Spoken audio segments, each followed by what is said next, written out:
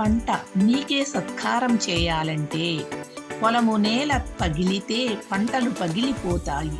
తల్లిలాంటి నేల అలసిపోతే గింజలు కన్నీళ్లు కారుస్తాయి. రసాయనాలు పోస్తే ఒక్కసారి పంట వస్తుందేమో కానీ నేలలోని జీవం అంతా పోతుంది. జీవామృతం చల్లితే నేల నవ్వుతుంది. సూక్ష్మజీవాల జనం పెరిగి బలం పుంజుకుంటుంది. గొర్రెల గేదెల ఎరువు నేలకు బంగారమవుతుంది. ఎరువులు మోతాదు తగ్గించు, అదే ధర్మమవుతుంది. ఏక పంట వేసుకుంటూ పొలాన్ని అలసట చెందకుండా పంటలు మార్చుతూ పోతే నేలకి ఊపిరి వస్తుంది. సజ్జ, పెసర, జొన్న మధ్యలో పెట్టి నేల తట్టుకొని తిరిగి బలం తెచ్చుకుంటుంది. పండగల పంట రావాలంటే నేల పరీక్ష తప్పనిసరి.